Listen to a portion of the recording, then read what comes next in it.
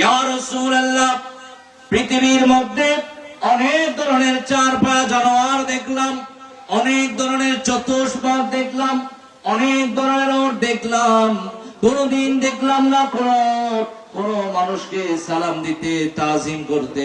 ইয়া রাসূলুল্লাহ, আজকে আপনাকে ওট সালাম দিল তা নয়, তাজিম করলো তা নয়, আপনি রাসূলের কানে কানে ওটকে যেন বলল, উচ্চ আওয়াজে বলেন সুবহানাল্লাহ।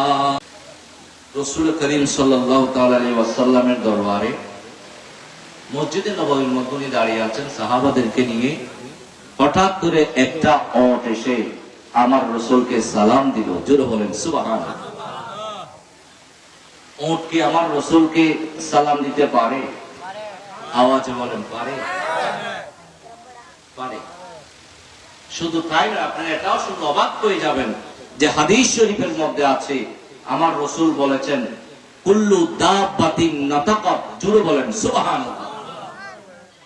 শুধু আমার রাসূলকে আল্লাহ তাআলার রহমত বানিয়ে পাঠিয়েছে তা নয়, ওট এসে আমার রাসূলকে সালাম দিল তা নয়, হাদিস শরীফের মধ্যে আছে কুল্লু দাব্বাতিন নাতাকাত, বলে আমার রাসূল যেদিন জন্মগ্রহণ করেছে সেদিন আরবের মধ্যে কুরাইশদের যত ধরনের চার পায়া জানোয়ার ছিল সবার জবান খুলে গেছে। সবাই জবান দিয়ে বলতে লাগলেন আজকে আখিরি পয়গম্বর নবী দু জাহান জমিনের মধ্যে আগমন করে দিয়েছে। জুড়ে বলেন সুবহানাল্লাহ। শুধু ওট নয়, পুরো কুরাইশদের যত ধরনের চার পায়া জানোয়ার আছে সবাই সেদিন সবার জবান খুলে গেল। সবাই বলতে লাগলেন আজকে আখিরি পয়গম্বর দুনিয়ার জমিনে তশরিফ নিয়ে এসেছে। জশ্নে জুলুসে ঈদে মিলাদুন নবী সাল্লাল্লাহু আলাইহি ওয়াসাল্লাম উদযাপন হয়ে যাচ্ছে। জোরে বলেন সুবহানাল্লাহ। তাহলে ওট কি আমার রাসূলকে সালাম দিতে পারে? আওয়াজে বলেন পারে? সাহাবারা দিকে অবাক হয়ে গেল। ইয়া রাসূলুল্লাহ, পৃথিবীর মধ্যে অনেক ধরনের চার পায়া জানোয়ার দেখলাম, অনেক ধরনের চতুষ্পদ দেখলাম, অনেক ধরনের ওট দেখলাম, কোনদিন দেখলাম না কোন মানুষকে সালাম দিতে, তাজিম করতে। ইয়া রাসূলুল্লাহ, আজকে আপনাকে ওট সালাম দিল তা নয়, তাজিম করলো তা নয়, আপনি রাসূলের কানে কানে ওটকে যেন বলল, উচ্চ আওয়াজে বলেন সুবহানাল্লাহ। উটের মাথা কি নিচে থাকে না উপরে থাকে? আওয়াজে বলেন নিচে না উপরে? এখন উপর থেকে মাথাটা নিচু করে আমার রাসূলের কানে কানে ওট কি যেন বলল। জোরে বলেন সুবহানাল্লাহ। এবং শুধু তা নয়, বলার পর আমার রাসূল শুনলো, শোনার পরে আমার রাসূল ওটকে বলল, এই ওট যদি তুমি সত্যবাদী হও তাহলে ঠিক আছে, আর যদি মিথ্যাবাদী হও তাহলে তোমাকে আমিও শাস্তি দিব, আল্লাহও শাস্তি দিবে। জোরে বলেন সুবহানাল্লাহ। সাহাবারা অবাক হয়ে গেল, বলেন কিরে আমার রাসূলকে ওট কি বললো? আমার রাসূল বলল ওটকে যদি তুমি সত্যবাদী হও তাহলে ঠিক আছে, আর যদি মিথ্যাবাদী হও তাহলে এটার জন্য তোমাকে পাকড়াও করা হবে। জোরে বলেন সুবহানাল্লাহ। সাহাবারা বললেন ইয়া রাসূলুল্লাহ, ওটের মাথা তাকে অনেক উপরে, ওটের মাথা নিচু করে আপনি রাসূলকে সালাম দিল, তাজিম করলো, এবং আপনি রাসূলের কানে কানে কি যেন বললো। ইয়া রাসূলুল্লাহ, আমাদেরকে একটু বলেন না ওট আপনাকে কি বললো? আমার রাসূল মুস্কি হাসি দিয়ে বলে, আমাকে আল্লাহ তাআলা পুরো পৃথিবীর জন্য নয়, পুরো জগতের রহমত বানিয়ে পাঠিয়েছে। জোরে বলেন সুবহানাল্লাহ। আমার রাসূল বলেন, হে আমার সাহাবারা শোনো, পৃথিবীর মধ্যে একজন মানুষ যদি অন্য মানুষের সাথে অন্যায় করে, অবিচার করে, জুলুম করে, তার জন্য আদালত রয়েছে, তার বিচারের জন্য কোর্ট রয়েছে, তার বিচারের জন্য মেম্বার, চেয়ারম্যান, ইউনিফর্ম পরিষদ রয়েছে। কিন্তু কোন মানুষ যদি কোন পশুর সাথে অন্যায়, অবিচার, জুলুম করে, তার জন্য পৃথিবীর মধ্যে কোন আদালত তৈরি হয় নাই। জোরে বলেন ঠিক কিনা? একজন মানুষ আরেকজনের সাথে অন্যায়, অবিচার, জুলুম করলে তার বিচারের জন্য আদালত আছে না নাই? ইউনিয়ন পরিষদ আছে না নাই? মেম্বার, চেয়ারম্যান আছে না নাই? আছে। কিন্তু একজন মানুষ যদি তার গৃহপালিত পশুর সাথে সেটা গরু হোক, উট হোক, গৃহপালিত পশুর সাথে যদি অন্যায় বিচার জুলুম করে, তার বিচার করার জন্য কি এই পৃথিবীতে, শুধু বাংলাতে নয়, পুরো পৃথিবীতে কি কোনো আদালত আছে? আওয়াজে বলেন আছে? নাই। আমার রাসূল ডাক দিয়ে বললেন, আমার সাহাবারা শোনো, পৃথিবীর জমিনের মধ্যে যদি একজন মানুষের সাথে আরেকজন মানুষ অন্যায় অবিচার জুলুম করলে তার বিচার করার জন্য অফিস আদালত রয়েছে। কিন্তু একজন মানুষ যদি পশু পাখির সাথে যদি অন্যায় অবিচার জুলুম করে তার বিচার করার জন্য যদিও পৃথিবীর জমিনে কোন ধরনের আদালত না থাকে, আমি রাসূলের দরবারে ইনসাফের আদালত রয়েছে। উচ্চ আওয়াজে বলেন সুবহানাল্লাহ। বলে এটার বিচার যদিও কোনো পৃথিবীতে হয় না, কিন্তু আমি রাসূলের দরবারে, এটা এমন রাসূলের দরবার যেখানে ইনসাফের ন্যায় বিচার করা হয়, সেটা মানুষের বিচার হোক, সেটা পশু পাখির বিচার হোক। ইয়া রাসূলুল্লাহ, কেন? কারণ আমার রাসূল বলে, আল্লাহ তাআলা আমাকে এমন ইলম দিয়েছেন, এমন জ্ঞান দিয়েছেন, শুধু মানুষের ভাষা বুঝি তা নয়, আল্লাহর পুরো 18,000 সৃষ্টির মাখলুকাতের সকলের ভাষা আমি রাসূল বুঝি। চিৎকার দিয়ে বলেন সুবহানাল্লাহ। এখন সাহাবারা বললেন, আপনাদের কি কষ্ট হচ্ছে? আমার কথা কি বোঝা যায়? পিছনের ভাইয়েরা বুঝতেছেন? এখন সাহাবারা বলেন, ইয়া রাসূলুল্লাহ, আপনি ও কি বললেন আমরা জানি না, ঠিক আপনি বললেন ও তুমি যদি সত্যবাদী হও ঠিক আছে, মিথ্যাবাদী হলে এটার জন্য পাকড়াও করা হবে। হুজুর আমাদেরকে একটু ঘটনা কি বলেন না, বলে একটু অপেক্ষা করো। হঠাৎ করে দেখা গেল একজন মানুষ মসজিদের নববীর দিকে আসতে লাগলো, আমার রাসূলের সামনে চলে আসলো। জোরে বলেন সুবহানাল্লাহ। আচ্ছা, আমাদের দেশে একজন বাবা যখন তার সন্তানকে কোন ধরনের যদি দুষ্টমি করে, সন্তানকে যখন মারতে চায় বাবা, তখন ওই সন্তান মায়ের পিছনে গিয়ে লুকায়। জোরে বলেন ঠিক কিনা? আর যদি মা মারতে চায় তাহলে দাদা দাদির পিছনে গিয়ে লুকায়। জোরে বলেন ঠিক কিনা? আওয়াজে বলেন ঠিক না? ছোট বাচ্চাটা মায়ের থেকে বাঁচার জন্য তার দাদার পিছনে গিয়ে লুকায় বা দাদির পিছনে গিয়ে আড়াল হয়ে যায়, যেন মা তাকে আর মারতে না পারে। জোরে বলেন ঠিক কিনা?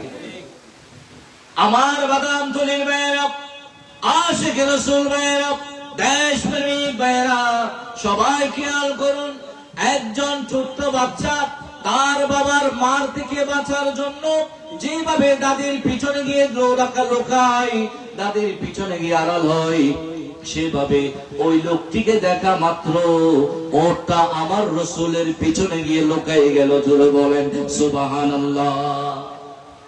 আমার রাসূলের পিছনে গিয়ে লুকায় গেল ওই লোকটাকে দেখার সাথে সাথে।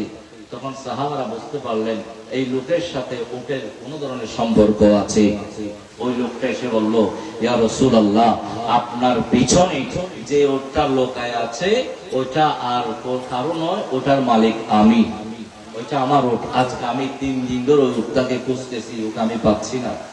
তখন খবর পেলাম, খবর পাই নাই, আমার মনে মনে হচ্ছে যে আপনি তো, এটা এমন দরবার যেখানে মানুষরাও আছে, পশু পাখিরও আসে। জুড়ে বলেন সুবহানাল্লাহ। আপনার দরবার এসেছি, উট পেয়ে গেলাম। তখন আমার রাসূল বলে, এটার মালিক কি তুমি? বলে হ্যাঁ আমি। বলে ঠিক আছে, যদি তুমি এটার মালিক হও তাহলে বলো উট আমাকে যেগুলা বলেছে সেগুলা সঠিক কিনা। জুড়ে বলেন সুবহানাল্লাহ। এখন ওই লোকটা বলল, ইয়া রাসূলুল্লাহ, উট আপনাকে কি বললো? সাহাবারা জিজ্ঞেস করলেন, ইয়া রাসূলুল্লাহ, উট আপনাকে কি বলেছে? তখন আমার রাসূল বলেন, এই উট আমাকে বলতেছে সে যখন তাগাড়া যুবক অবস্থায় ছিল, জওয়ানি অবস্থায় ছিল, তার হাঁটুর মধ্যে যখন বল ছিল, তার বাহুর মধ্যে যখন বল ছিল, তার শরীরের মধ্যে যখন বল ছিল, তখন তুমি মালিক তাকে বিভিন্ন এক রাষ্ট্র থেকে অন্য রাষ্ট্রের মধ্যে তাকে দিয়ে মাল বোঝাই টানায়। তা ঠিক কিনা? বলে হ্যাঁ। বলে উট বলতেছে, তুমি তাকে অনেক কষ্ট দিয়েছো, যতটুকুন কষ্ট দিয়েছো, যতটুকুন পরিশ্রম করিয়েছো, ততটুকুন খাবার তুমি তাকে দাও নাই, ঠিক মতো সময় মতো তুমি তাকে খাবার দাও নাই। ও এটার জন্য তোমার কাছে কোনো প্রশ্ন করে নাই। ও আজকে এসে আমাকে বলল যে ইয়া রাসূলুল্লাহ, আমি যখন জওয়ানি অবস্থায় ছিলাম তখন আমি আমার মালিকের খেদমত করেছি, আমাকে ঠিক মতো খাবার দেয় নাই, এরপরে আমি কোনো প্রশ্ন করি নাই। কিন্তু আজকে আমি যখন বৃদ্ধ হয়ে গেলাম, আমার হাঁটুর বল যখন চলে গেল, বাহুর বল যখন চলে গেল, এখন আমি তাদের মতো বাল বোঝাই করতে পারছি না। এখন আমার মালিক আমাকে ইচ্ছা মতো জুলুম করতেছে, ইচ্ছা মতো মারতেছে। এমনকি গত 3 দিন আগে আমার মালিক সিদ্ধান্ত নিল আমাকে জবে করে দিবে। এই কারণে আমি ইয়া রাসূলুল্লাহ, আপনার দরবারে এমন দরবার, যে দরবারের মধ্যে ইনসাফ প্রতিষ্ঠা হয়, যে দরবারের মধ্যে হাকিকত প্রতিষ্ঠা হয়, ইয়া রাসূলুল্লাহ, আমি আপনার দরবারে এসে মামলা করে দিয়েছি। জোরে বলেন সুবহানাল্লাহ। উটের মালিক বলল ইয়া রাসূলুল্লাহ, ইয়া হাবিবাল্লাহ। উটের মালিক দু চোখের পানি ছেড়ে দিয়ে বলল ইয়া রাসূলুল্লাহ, পৃথিবীর মধ্যে আমার অনেক উট ছিল, এই উট আপনাকে যা যা বলেছে সবকিছু 100% সত্য বলেছে। ইয়া রাসূলুল্লাহ, শুধু সত্য বলেছে তা নয়, আমি অবাক হয়ে যাচ্ছি, ওই উট সত্য সত্য আপনাকে বলল, আর আপনি কিভাবে উটের বাজা বুঝে গেলেন? উচ্চ আওয়াজে বলেন সুবহানাল্লাহ। বলে ইয়া রাসূলুল্লাহ, ও যা যা বলেছে একদম সত্য, 100%, 100% সত্যই বলেছে। আমি আরো অবাক হচ্ছি ইয়া রাসূলুল্লাহ, যে ওট আপনাকে যেভাবে হয়েছে সেভাবে আপনি বলেছে, আর আপনিও কিভাবে উটের ভাষা বুঝে গেলেন? ও আওয়াজে বলেন সুবহানাল্লাহ। আচ্ছা, উটের ভাষা বোঝার ক্ষমতা আমার রাসূলের আছে না নাই? এই এলম আল্লাহ তাআলা আমার রাসূলকে দিয়েছেন কিনা? আল্লাহ বলেন আমি আমার রাসূলকে সর্বশ্রেষ্ঠ জ্ঞানী বানিয়েছি। জোরে বলেন সুবহানাল্লাহ। এখন আল্লাহ বলেন রাসূলকে সর্বশ্রেষ্ঠ জ্ঞানী বানিয়েছে, আর বান্দা বলে রাসূল কোনো কিছু জানে না, লেখাপড়া জানে না। জোরে বলেন নাউজুবিল্লাহ। এরকম বলেছে কিনা? আওয়াজ বলেন, বলে আমার রাসূল কোনো লেখাপড়া জানে না। জোরে বলেন নাউজুবিল্লাহ। এই দুই হাত তুলে বলেন আমার রাসূল লেখাপড়া জানতেন কি জানতেন না? দুই হাত তুলে বলেন আমার রাসূল লেখাপড়া জানতেন কি জানতেন না? কোরআন বলছে ওয়াল্লামাকা মা লাম তাকুন তাআলাম। ইয়া রাসূলুল্লাহ, আমি আপনাকে এমন সবকিছু শিক্ষা দিয়েছি যা আপনি আগে জানতেন না। আপনার জন্য আমি পৃথিবীর জমিনে কোনো উস্তাদ রাখি নাই, কারণ মান তাআল্লামা হরফান ফাহুয়া মাওলাহু। যদি কোনো ব্যক্তি আপনাকে এক শব্দ শিক্ষা দেয়, সে মুসলমান হোক, বৌদ্ধ হোক, খ্রিস্টান হোক, হিন্দু হোক, সেই যেই ধর্মের হোক না কেন, আপনাকে এক শব্দ শিক্ষা দেওয়ার কারণে তার মকান আপনি রাসূলের উপরে চলে যাবে উস্তাদ হওয়ার কারণে। এই কারণে আমি আল্লাহ চাই নাই আপনি রাসূলের কোন উস্তাদ থাকুক। চিৎকার দিয়ে বলেন সুবহানাল্লাহ। আমার রাসূলের একমাত্র উস্তাদ হচ্ছেন আর রহমান আল্লামাল কুরআন। নবী বলেন আনা মদিনাতুল ইলমি ওয়া আলিয়ুন বাবুহা, আনা দারুল হিকমা ওয়া আলিয়ুন বাবুহা। আমার রাসূল বলেন আমি হচ্ছি আলমের শহর, আলী হচ্ছেন সেই শহরের শাহী দরজা। আমি হচ্ছি হিকমা প্রজ্ঞা বিজ্ঞানের শহর, আর আলী হচ্ছে সেই শহরের শাহী দরজা। চিৎকার দিয়ে বলেন সুবহানাল্লাহ। নবী বলেন আল্লাহ তাআলা আমাকে সর্বশ্রেষ্ঠ শিক্ষক করে দুনিয়ার জমিনে পাঠিয়েছে। বুইসতু মুআল্লিমান। জোরে বলেন সুবহানাল্লাহ। নবী বলেন আমাকে সর্বশ্রেষ্ঠ শিক্ষক করে আল্লাহ পাঠিয়েছেন, আর বান্দা বলে যে রাসূল লেখাপড়া জানে না। জোরে বলেন নাউজুবিল্লাহ। যারা এই ধরনের বলে তারা বেয়াদব রাসূল, গোস্তাখে রাসূল ছাড়া আর কিছু হতে পারে? আওয়াজ বলেন পারে? আর এই ধরনের বেয়াদব রাসূল সম্পর্কে, গোস্তাখে রাসূল সম্পর্কে বিশ্বনন্দিত মুফাসসির আল্লামা জালালউদ্দিন সুয়ুতি রাহমাতুল্লাহি আলাইহি বলেন মান ইস্তাখাফা বি জানাবিহি রাসূলুল্লাহ সাল্লাল্লাহু তাআলা আলাইহি ওয়াসাল্লাম ফাহুয়া কাফিরুন ওয়া মালউনুন ফিদ দুনিয়া ওয়াল আখিরাহ। আল্লামা জালালউদ্দিন সুয়ুতি রাহমাতুল্লাহি আলাইহি বিশ্বনন্দিত মুফাসসির, তিনি বলেন যে আমার রাসূলের ব্যাপারে যদি কেউ কটূক্তিমূলক কথা বলে, আমার রাসূলকে নিয়ে যদি কেউ বিচ্যুতিমূলক কথা বলে, কুরুচিপূর্ণ কথা বলে, সেই দুনিয়া এবং আখিরাত উভয় জাহানের মধ্যে কাফের মালাউন। চিৎকার দিয়ে বলেন নাউজুবিল্লাহ।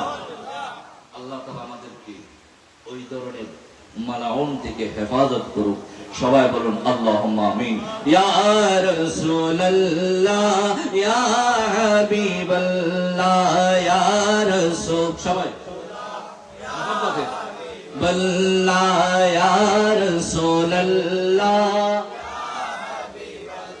শুনেছি হাদিসে দেখিলে আপনাকে, শুনেছি হাদিসে দেখিলে আপনাকে, জীবনের গোদা জড়িয়া পড়ে।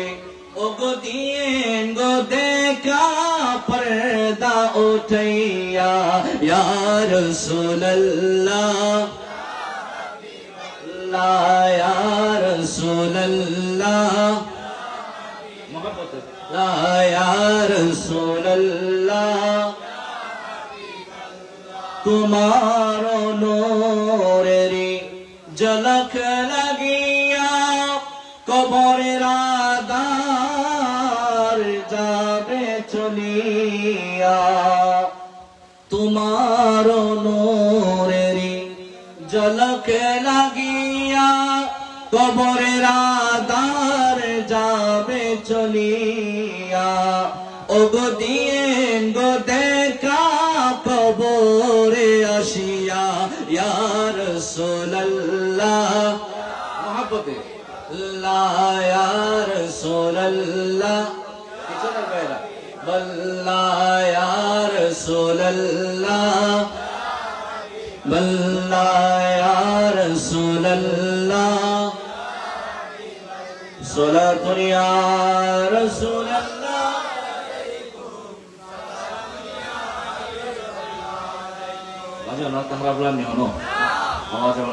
বেশি আচ্ছা, আমরা যেখানটাতে ছিলাম ওই উটের মালিক বলল, ইয়া রাসূলুল্লাহ, উট আপনাকে সত্য সত্যই বলেছে, কোন ধরনের মিথ্যা হয় নাই। তো আমার রাসূল বলেন, ও যেহেতু সত্য বলেছে, তুমি যেহেতু এটা স্বীকার করলা, দেখি তুমি বলো এখন কি করবা। তখন উট বলল, ইয়া রাসূলুল্লাহ, আমি আমার উটকে নিয়ে যাই, আমি তাকে জবে করব না। আমার রাসূল বলেন, কাযাবতা, বলে তুই মিথ্যা বলছো। তুমি কি বলছো? মিথ্যা বলছো।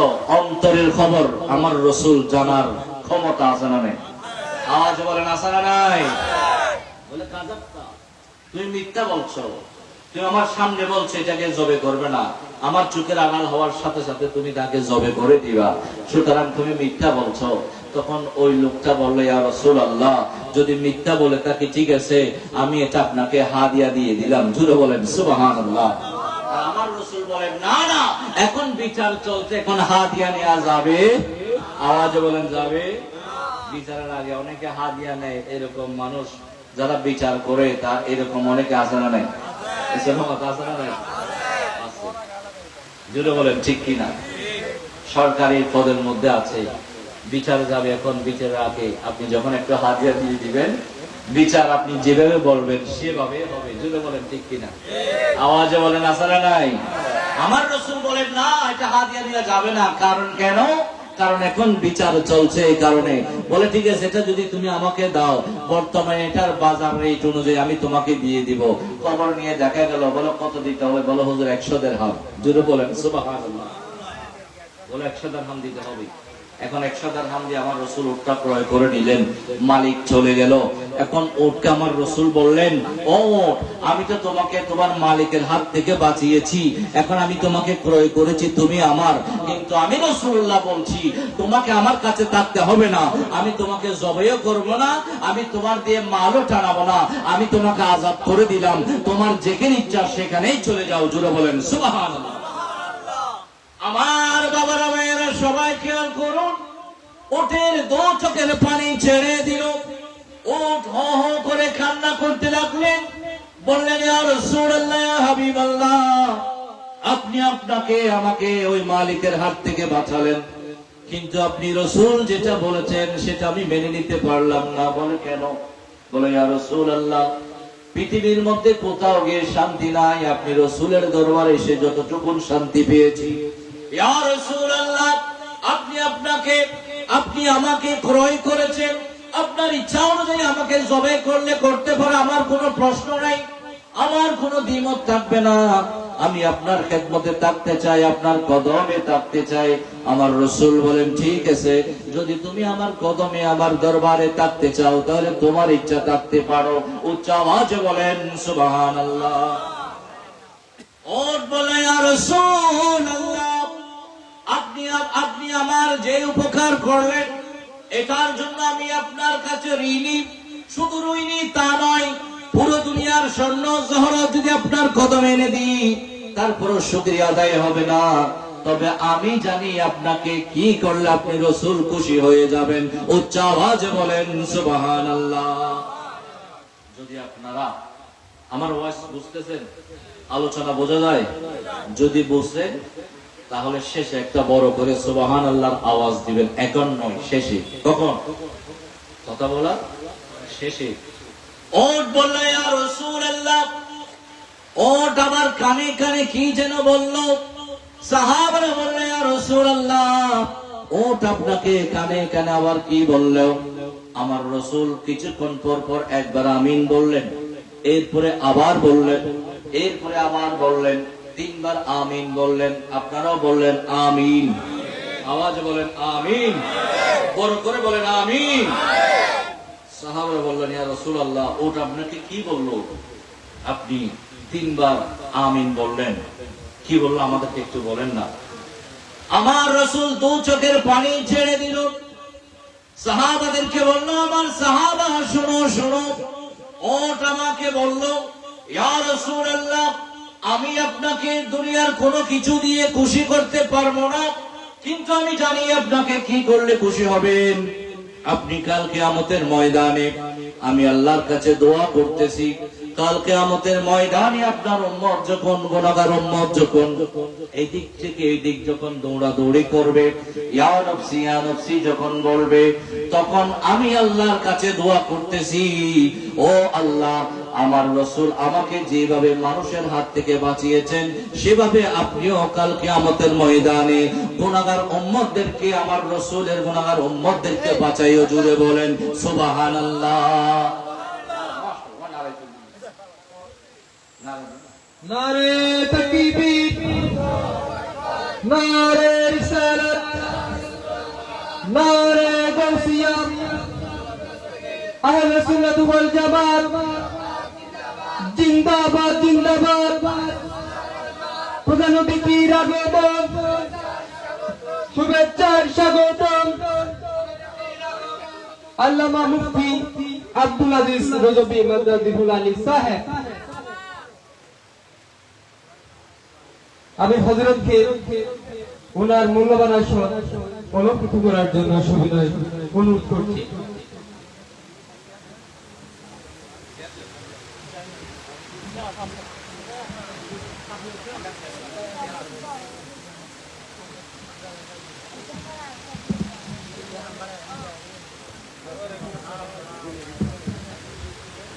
সবাই বলেন মারহাবা, মোহাম্মতে বলেন মারহাবা।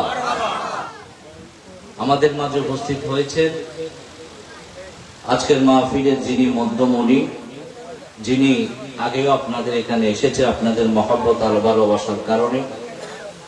তো সেই ভালোবাসার দিক দিয়ে লক্ষ্য রেখে হুজুরকে এবছরও আমরা আবার ভালোবাসা দেখিয়েছি। হুজুর অনেক ব্যস্ততার মধ্যেও আমাদের প্রোগ্রামটা নিয়েছেন। আমি বাদামতলী এলাকাবাসীর পক্ষ থেকে আজকে যারা মাহফিলের আয়োজন করতেছেন, হযরত মাওলানা জাইনুল আবেদিন রহমাতুল্লাহ আলাইহি সিরি সংসদের উদ্যোগে যারা আছেন, প্রত্যেকের সকলের পক্ষ থেকে হুজুরকে আন্তরিক মোবারকবাদ জানাচ্ছি। সবাই বলেন মারহাবা। আমাদের মাহফিলের আজকের মধ্যমণি, যিনি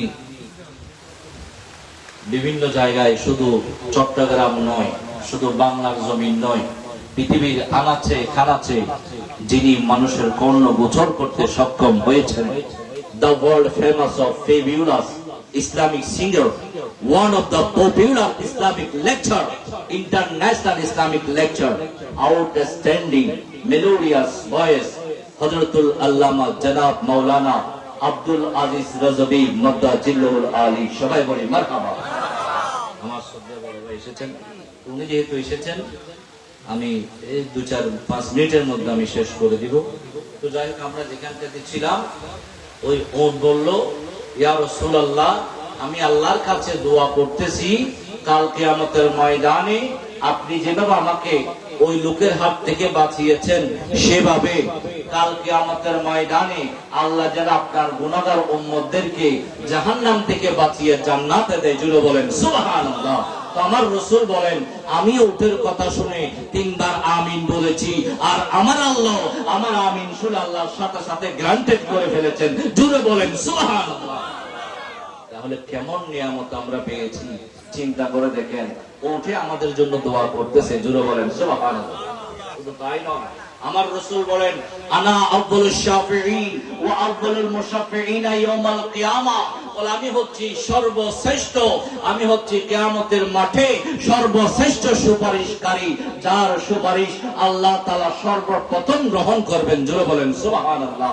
এবং আমি সর্বপ্রথম ব্যক্তি যিনি জান্নাতে প্রবেশ করবেন। জোরে বলেন সুবহানাল্লাহ। তাহলে জান্নাতে প্রবেশ করবেন সর্বপ্রথম কে? আমার রাসূল। ইয়া রাসূলুল্লাহ, আপনি জান্নাতে প্রবেশ করবেন সেটা তো আমরা বুঝলাম, কিন্তু আমরা বাদামতলী এলাকাবাসী আমরা তো অনেক গুনাহগার, আপনার গুনাহগার উম্মতগণ আমরা কি করব? আমার রাসূল বলেন, ও আমার সাহাবারা শোনো শোনো, তোমাদের মন খারাপ করার কোনো দরকার নাই। আমি রাসূল নবুয়তের কণ্ঠে এলান দিচ্ছি, ওয়া হুররিমাত আলাল উমামি হাত্তা তাদখুলাহা উম্মতি। ইয়া রাসূলুল্লাহ, আমার রাসূল বলেন, ও আমার উম্মতগণ শোনো, ততক্ষণ পর্যন্ত অন্য রাসূলের উম্মত জান্নাতে প্রবেশ করা হারাম হারাম, যতক্ষণ পর্যন্ত আমি রাসূলের উম্মত জান্নাতে প্রবেশ করবে না। চিৎকার দিয়ে বলেন সুবহানাল্লাহ। বলেন, অন্যান্য রাসূলের উম্মতগণ জান্নাতে প্রবেশ করা হারাম হয়ে যাবে যতক্ষণ আমি রাসূলের উম্মত জান্নাতে প্রবেশ করবে না। অন্যান্য রাসূলের উম্মত সেটা যত বড়ই আল্লাহর ওলি হোক না কেন। হযরত সুলাইমান আলাইহিস সালাতু ওয়াস সালাম, আপনার নাম শুনেছেন কিনা? আওয়াজে বলেন, নাম শুনেছেন? উনি একটি এই ধরনের মাহফিলের আয়োজন করেছেন। ওই মাহফিলের মধ্যে ওনার ঘোষণা দিন, অনেক লম্বা ঘটনা, আমি 2 মিনিটের মধ্যে শেষ করে দিব।